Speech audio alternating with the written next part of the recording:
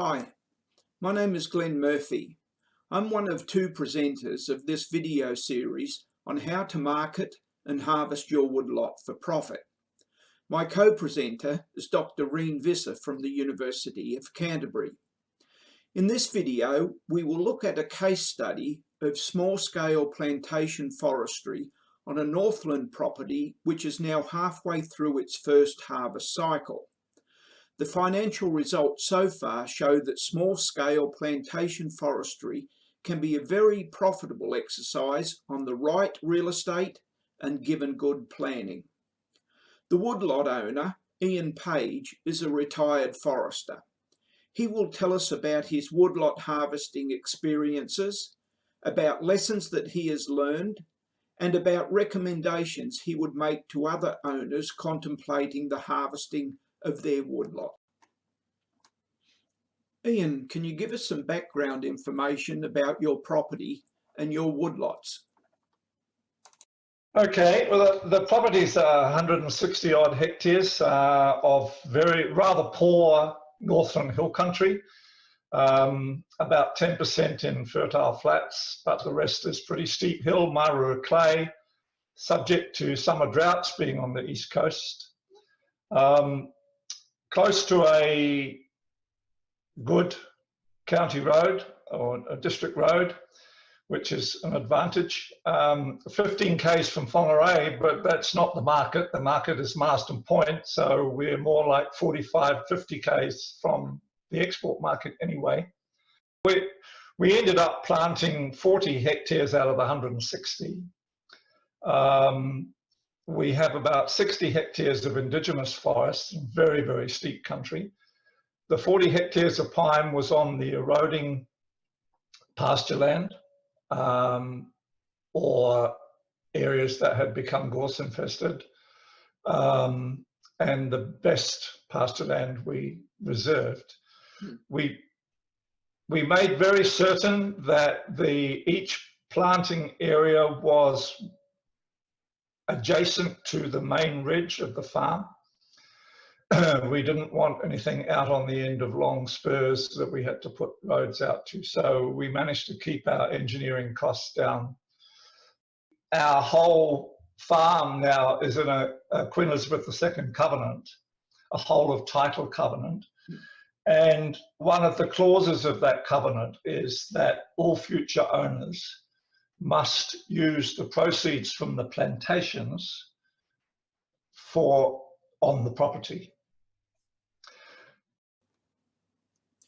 Harvesting of the Taheri farm forest began in 2010. By 2019, just under half of the pine estate had been logged in 6 operations. The average operational area was 3.1 hectares, ranging from 1.3 to 5.9 hectares. The first 2 operations, rectangles and slip trees, were on easy to occasionally difficult tractor terrain, which was close to public roads. Existing farm roads were adequate for logging trucks after minimal upgrading. Felling was manual, carried out by a man with a chainsaw. Extraction was by a rubber-tired skidder. Log making was manual, and logs were loaded onto conventional trucks with an excavator loader. The third operation, Red Barrel, was on slightly more difficult terrain.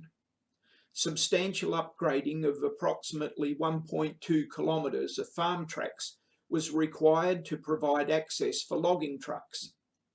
Felling and log making were manual. Extraction was by a rubber-tired skidder or a tractor with a towed arch. Logs were loaded by excavator loaders onto logging trucks. Engineering costs for this site were high, but the on-farm road was used for harvesting the 4th site and will be used again in the future for at least 2 more operations. The woodlot owner commented that not all of the new roading costs should be borne by the forest operation, since these new roads have made his farming activities easier all year round. The 4th, 5th and 6th operations, gorse slip, basin, and bent fish were on more difficult terrain that included very steep but short slopes. Because of the QE2 trust covenant on the property, the owners also wanted a greater focus on landscape values and overall harvesting aesthetics. These operations shifted from manual to mechanised felling and log making, and more innovative approaches were required for the log extraction, site layout, and trucking activities. Here is what Ian had to say about the harvesting crew that was used for harvesting the last 3 sites. Health and safety is fantastic, extremely experienced crew. They can all do everybody else's job. They talk to each other all day long through their radios. Very disciplined work patterns, and yeah, and very, very innovative. As it says in there, his felling machine, which is a 30-ton digger with a felling head. They fitted a winch into the engine compartment that carries a 12mm man-made fibre rope, extremely light, high breaking strain rope, easily handled. And they can use that winch to pull trees away from bush edges, so in other words, assisted manual felling if they can't actually get at them. And then that winch can pull the whole tree up to the point where the grapple can start shoveling. So it makes for a very, very versatile machine. But I think his real coup came with the forwarding.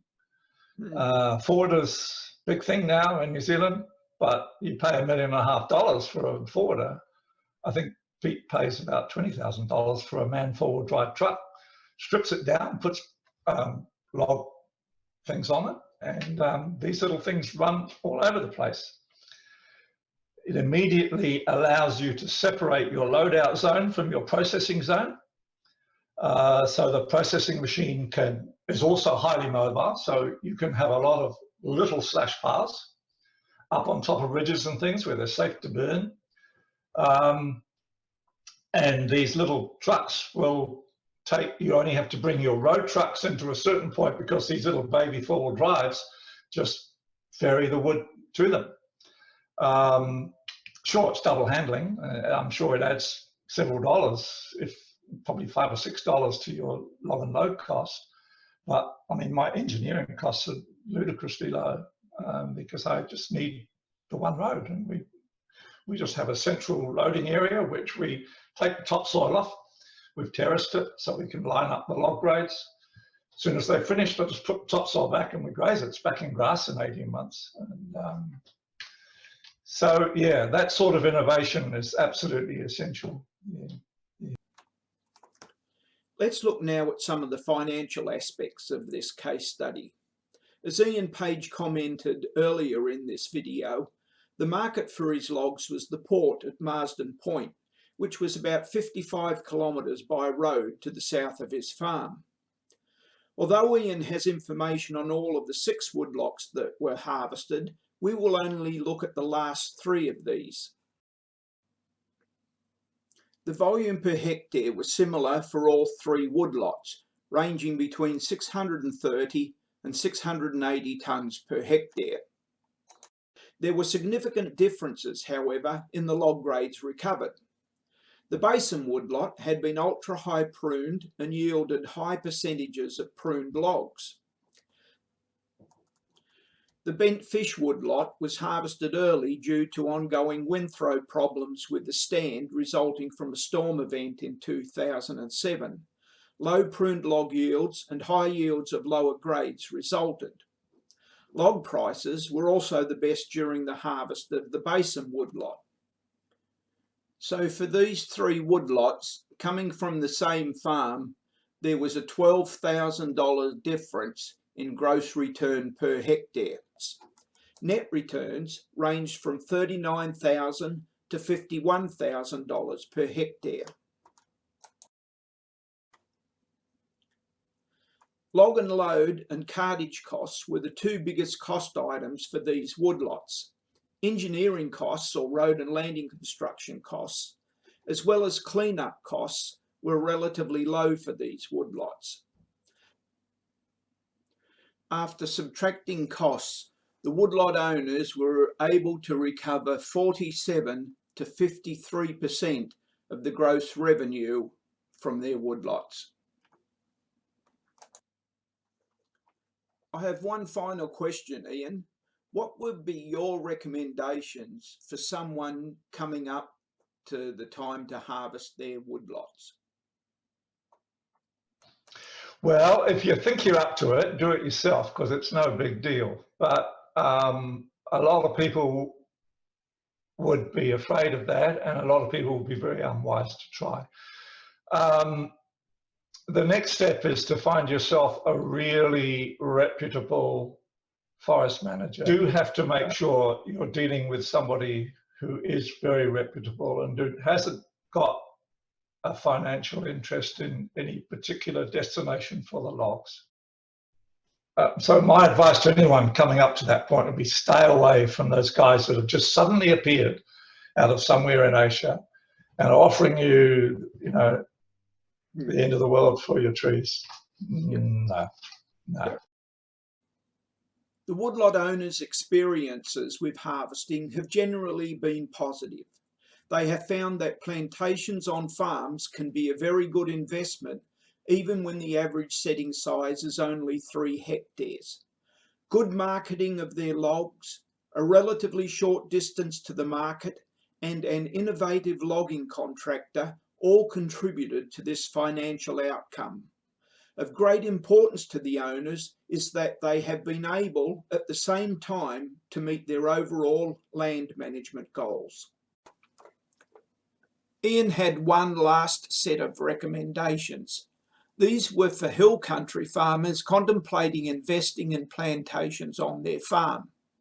Having located and planned where they would put the woodlots, he recommended that consideration should be given to establishing those woodlots over a period of maybe 2 decades. This keeps establishment and subsequent silvicultural costs and effort low, allows a learning process, and allows the spread of harvest and mitigation of harvest risk from fluctuating log prices. This concludes video 12 on how to market and harvest your woodlot for profit. In video 13, we will look at a second case study and again discover what experiences the woodlot owner had, what lessons were learnt, and what recommendations they would make to other owners contemplating harvesting of their woodlots. If you have any questions, please direct these to the email link shown below.